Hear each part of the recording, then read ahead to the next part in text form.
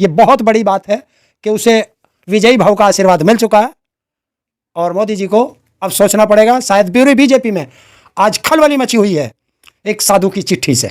जिस नारे को लेकर बार बार राहुल गांधी ने बोला कि जय श्री राम नहीं जय सिया राम बोलो, उसी नारे के साथ में चिट्ठी आई है, कैसे देखते हो? देखिए, सत्यता आई है कि हिंदू धर्म में जय सिया राम बोलते हैं और गोडसे के धर्म में, बीजेपी के धर्म में, आरएसएस के धर्म में जय श्री राम कहते हैं।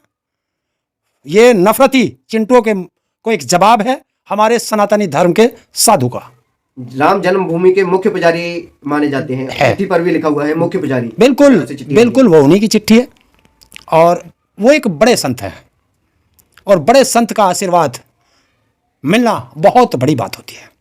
अभी आपने देखा कि अखिलेश यादव ने भी उन्हें शुक्रिया बोला उत्तर प्रदेश। देखिए, फिर आप वही करोगे, आप जब बीजेपी की पिच पे खेलोगे तो आपको दिक्कत हो जाएगी। सारा मीडिया विपक्ष को बीजेपी की पिच पे खिलाना चाहता है और विपक्ष इस बात समझ चुका है और देश की जनता को भी समझना चाहिए। वो कह रहे हैं विपक्ष एक हो जाओ, एक हो जाओ।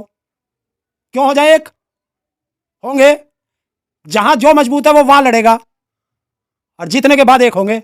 अभी प्रियंका गांधी ने बोला है कि मेरा भाई योद्धा है। देखिए, योद्धा है, साबित किया है राहुल गांधी ने कि वो योद्धा है, क्योंकि जो युद्ध में लड़ता है वही योद्धा कहलाता है और उसने युद्ध में लड़ करके दिखा दिया है। कौन सा युद्ध? ये जो यात्रा लेकर के आप देखो, कन्याकुमारी से वो श्रीनगर की तरफ पैदल चलना, आप सोचोगे तो आपका शरीर थर थर कांपेगा। इतनी लंबी यात्रा के बारे में सोच करके उसने चल करके दिखाया है, तो योद्धा तो उसने अपने आप को योद्धा साबित कर दिया। आपने देखा कि उनकी टी शर्ट पे भी बड़े सवाल उठे। देखिए, टी शर्ट पे, जूतों पे, सब चीज पे सवाल उठेंगे। इस देश में कोई भी एक व्यक्ति ऐसा है बीजेपी के अंदर जो सवाल कर सके महंगाई पर, जो सवाल कर सके रोजगार पर, जो सवाल कर सके शिक्षा पर, जो सवाल कर सके महिला के सम्मान पर, जो सवाल कर सके किसानों के मुद्दे पर, मजदूरों के मुद्दे पर? नहीं कर सकते। जनता का ध्यान अलग अलग मुद्दों से भटकाओ। अरे उसने टी शर्ट पहनी है, तुम भी पहन के देख लो, पर हराम की दौलत की टी शर्ट नहीं पहन सकते, वरना शमशान घाट चले जाओगे। प्रियंका गांधी ने बोला है कि मेरे भाई को कोई नहीं खरीद सकता, कोई नहीं खरीद पाया, सब कुछ खरीद लिया लेकिन मेरे भाई को कोई नहीं खरीद सकता। बिल्कुल, ये सत्य कहा है उसने, क्योंकि उसकी छवि खराब करने के लिए कितने हजार करोड़ रुपए खर्च किए गए।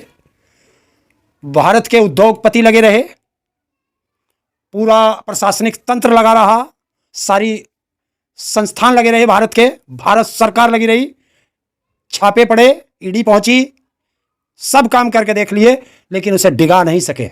और जो डिगता नहीं है वही योद्धा होता है, जिसमें दम हो। इस यात्रा पे जो व्यक्ति सवाल उठाता हो, अगर है दम तो चलो ना 10 कदम चल के दिखाओ। मैं किसी पे सवाल तब उठा सकता हूं कि अगर मैं उस काम को करके दिखा दूं। जब मैं कर नहीं सकता तो मुझे दूसरे के किए कार्य पे सवाल उठाने का अधिकार नहीं है।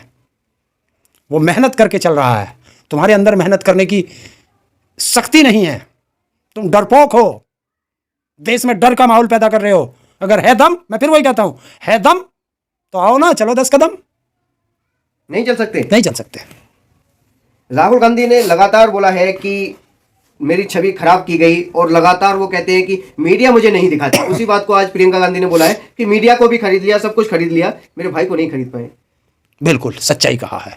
देश में मीडिया नाम की कोई संस्था बची नहीं है, देश में सरकार नाम की कोई चीज बची नहीं है, देश में कोई भी संवैधानिक संस्था नाम की कोई चीज नहीं बची है। सब उद्योगपतियों के कब्जे में आ गई हैं। जिस देश का प्रधानमंत्री की गर्दन उद्योगपति के हाथ में हो, तो वहां कौन संस्थान बच सकता है? किसकी गर्दन हाथ में? मोदी की। जैसे उद्योगपति कहते हैं प्रधानमंत्री वैसे करता है, तो फिर बचा क्या इस देश में? पहले भी ऐसा नहीं होता था? नहीं, पहले नहीं होता था। पहले इस देश में संस्थान थे। आपने देखा होगा, पहले चुनाव आयोग, एक किसी ने शिकायत करी, उस पर पूरा संज्ञान ले लेते थे। आपको चुनाव आयोग का किस्सा होगा, टीएन सेशन पढ़ लेना, जिसको भी दिक्कत हो। टीएन सेशन का चुनाव आयोग का कार्यकाल कैसा रहा, गूगल पर डाल के देख लेना, आपको पता चल जाएगा। कितना भी बड़ा राजनीतिक पार्टी का राष्ट्रीय अध्यक्ष हो, उसके दरवाजे पर खड़ा रहता था, और आज चुनाव आयोग सरकार के दरवाजे पर खड़ा हुआ है। ये फर्क है। क्या लग रहा है, इससे भारत जोड़ो यात्रा से कुछ माहौल बदलेगा? बदलेगा नहीं, बदल रहा है। अगर नहीं बदलता तो बीजेपी को मिर्ची नहीं लगती। बीजेपी के पेट में दर्द क्यों है? कि जनता समझ रही है। बीजेपी चाहती है कि राहुल रैली करे, मीडिया में बोले, पर जनता के द्वार ना जाए। जनता के द्वार जाएगा तो ये मुद्दे उठाएगा तो जनता सवाल करेगी, और उन सवालों का जवाब बीजेपी के पास नहीं है। वो सवाल क्या कर रहा? उसने कोई गलत कहा हो तो मुझे बताओ। वो कह रहा महंगाई क्यों है देश में, सरकार बताए। बेरोजगारी क्यों है, सरकार बताए। महिला को अपमान क्यों है, ये बताए। किसान आत्महत्या क्यों कर रहा है, ये बताए। किसान की आय दुगनी क्यों नहीं हुई, ये बताए। ये मुद्दे हैं देश के, इन पर क्यों नहीं बात करती सरकार? 8 साल से जो देश के प्रधानमंत्री ने लाल किले से बोला है, वो एक मुद्दा, एक वादा बताओ कि बीजेपी ने पूरा किया हो। जब सरकार अपने किए हुए वादे पूरे नहीं करेगी तो देश में किन्हीं न किन्हीं मुद्दों पर तो जनता को बोलना पड़ेगा। वो तो कहते हैं महंगाई कहीं नहीं है, कहीं नहीं महंगाई, पूरी दुनिया में महंगाई। देखिए, चोर कभी नहीं कहता कि मैंने चोरी की है, अपराधी कभी नहीं कहता कि मैंने अपराध किया है। अगर महंगाई नहीं है तो बताओ इन्होंने कौन सा इंस्टीट्यूट बनाया आज तक? 27 साल में बीजेपी की सरकार है गुजरात में, ठीक? जाओ मोदी से पूछ के बताओ कि किसी एक इंस्टीट्यूट उन्होंने बनाया हो, एक भी। खुला चैलेंज है आज। वो तो कहते हैं न्यू इंडिया बनाएंगे, डिजिटल इंडिया। बिल्कुल, न्यू इंडिया तो बन रहा है। नफरत, भाई से भाई को लड़ा करके नया इंडिया बन रहा है। इसे ही तो नया इंडिया कहें कि भाई को भाई से लड़ा दिया, जाति और धर्म में बांट दिया, सबको एक दूसरे से लड़ा दिया। जो पहले गले मिलते थे आज सूरत देखना नहीं चाहते एक दूसरे की। मोदी जी के लिए देश सर्वोपरि है। आपने देखा मोदी जी की मां का निधन हुआ, उसके बाद मोदी के लिए देश सर्वोपरि नहीं है। मोदी के लिए अडानी अंबानी सर्वोपरि है। मोदी को अपना चेहरा सर्वोपरि है, देश तो उसकी ठोकर पे रहता है। इस देश में इस मोदी ने एक ऐसा पोखड़ा कर रखा है कि रेल का उद्घाटन होगा तो मोदी करेगा, स्कूल का उद्घाटन होगा तो मोदी करेगा, सड़क का उद्घाटन होगा तो मोदी करेगा, शौचालय का उद्घाटन होगा तो मोदी करेगा, किसी चौराहे का उद्घाटन होगा मोदी करेगा। अरे जब सारे काम मोदी को करने हैं तो ये सारे मंत्री स्टूल मंत्री हैं। क्यों देश का पैसा बर्बाद कर रहे हो? इनको सबको हटाओ। इसे ही कहते हैं राजतंत्र। राजतंत्र में राजा ही करता है सारे काम, वजीर कोई नहीं करता। और ये वजीर है और वो राजा है। मां की अस्थियां भी शमशान घाट में पड़ी थी, और ये तीसरे दिन जो हवन होता है वो भी नहीं कर पाया। वो तो कहते हैं देश सर्वोपरि है, देश से बढ़कर कुछ नहीं मानते। मोदी जी देश से बढ़कर कुछ नहीं मानते। वो किसी को कुछ नहीं मानता, वो अपने से बड़ा किसी को नहीं मानता। गलत बोल रहे हो आप। क्यों? रेल विभाग है, उसमें नई रेल चले या कोई पुल बने या कोई स्टेशन बने, कौन उद्घाटन करेगा? रेल मंत्री करेगा नहीं करेगा? शिक्षा का कोई स्कूल बनता है तो कौन उद्घाटन करेगा? स्कूल में शिक्षा मंत्री करेगा नहीं करेगा? सड़क का कोई उद्घाटन होगा तो कौन करेगा? सड़क मंत्रालय का मंत्री करेगा नहीं करेगा? नहर का कोई उद्घाटन करेगा तो जल संसाधन मंत्री करेगा नहीं करेगा? अगर वे नहीं करेंगे तो वो कौन है? चपरासी हैं? क्या है वो? आपको नहीं लगता कि मोदी जी देश को सर्वोपरि मानते हैं? ना, मोदी जी देश को ठोकरों पे मानते हैं, वो अपने आप को सर्वोपरि मानता है। अगर देश को सर्वोपरि मानते तो देश को इस तरीके से ना बेचते। बाजार में धड़ाधड़ देश को बेचते जा रहे हैं। क्या छोड़ा देश में? देश में अगर देश को सर्वोपरि मानते तो 13 महीने तक किसान सड़कों पर नहीं रहते। जो 750 किसान मर गए, उनको ये नहीं कहता कि ये मेरे लिए मरे हैं, तो इसका ये भी तो कह सकता है देश के लिए मरे हैं। अगर देश सर्वोपरि था, उसने कहा मेरे लिए नहीं मरे हैं, इसका मतलब मैं सर्वोपरि हूं, मेरे से ऊपर कोई नहीं है। क्या लगता है 2024 में चुनाव है, कैसा माहौल रहेगा? देखिए, चुनाव माहौल अभी बनेगा चुनाव का माहौल। और जैसे जैसे चुनाव नजदीक आएंगे, जनता अपने मुद्दों को लेकर के सड़कों पे आएगी, और जब तक जनता मुद्दे लेकर सड़कों पे नहीं आएगी। आपको लगता है कि कोई मोदी जी को टक्कर दे सकता है? क्या है ये? बुलडोजर है? क्या है जो टक्कर देनी है? ट्रेन है? इंजन है? क्या है ये जो टक्कर देनी है? टक्कर जनता देती है।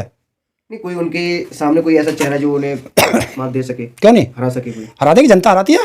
जनता तो उन्हें सर्वोपरि मानती है, किसे? उन्हें दिल से चाहती है। कौन चाहती है? जब भी तो लगातार जीतते हैं। कैसे? 2 बार तो जीता, 2 बार तो मनमोहन सिंह भी जीता, इंदिरा गांधी जी भी जीती है, लाल बहादुर वो जवाहरलाल नेहरू भी जीता। तो इसने कौन सा बड़ा काम कर दिया? चुनाव आने दो ना मैदान में। ये ताऊ खड़ा है 150 सीट पे, तो इसकी खिलाफत करने मैं जाऊंगा। आपको इतनी नफरत क्यों है? और जब ताऊ बोलता है तो लखनऊ से लेकर दिल्ली तक का सिंहासन डोलता है। इतनी नफरत क्यों है मोदी जी से? किससे? आपको? मुझे मोदी से कोई नफरत नहीं, उसकी नीतियों से नफरत है। मैं नीतियों का विरोध करता हूं। कल को तुम बैठ जाओ प्रधानमंत्री की कुर्सी पे, तुम ऐसी नीतियां लाना, मैं तुम्हारा भी ऐसी विरोध करूंगा। पर्सनल में किसी का विरोध नहीं करता, मैं तो नीतियों का विरोध करता हूं। लोग कहते हैं कांग्रेस का विरोध क्यों नहीं करते आप? कांग्रेस पे है क्या जो उसका विरोध करूं? जो कहते हैं ना वो देश के सबसे बड़े महामूर्ख हैं। सवाल सत्ता से किया जाएगा और वे मूर्ख जो हैं मुझे ही सिखा रहे हैं। खुद तो मूर्ख है, मुझे भी मूर्ख बनाएंगे। विपक्ष के पास है क्या? विपक्ष का काम है सत्ता से सवाल करना, मीडिया का काम है सत्ता से सवाल करना। और मीडिया इतनी मूर्ख है इस देश की क्योंकि वो चाटुकार है, दलाल है, वो विपक्ष से सवाल करती है। आपने पहले विरोध किया था कांग्रेस का कभी? हाँ, खूब। हमने तो 87-88 में भी कांग्रेस का खूब विरोध किया। अरे 27 दिन तक हम लोग मेरठ में धरने पर रहे, 8-7 दिन हम बोट क्लब पे धरने पर रहे, जिसे आप इंडिया गेट कहते हो, वहाँ भी रहे। उसके मुख्यमंत्री को बुला के हमने अपने किसानों की राजधानी सिसोली में करवे से पानी पिला दिया। क्या बात कर रहे हो? हमारे लिए कोई नेता सर्वोपरि नहीं है, हमारे लिए देश की जनता और देश सर्वोपरि है। और जो देश की जनता के मुद्दों पर भागेगा उसको तो दौड़ा लेंगे हम। अभी तो देखो आंदोलन की तैयारी है, तैयारी है। आंदोलन इस देश में होगा क्योंकि इस देश को आंदोलन ही बचाएगा।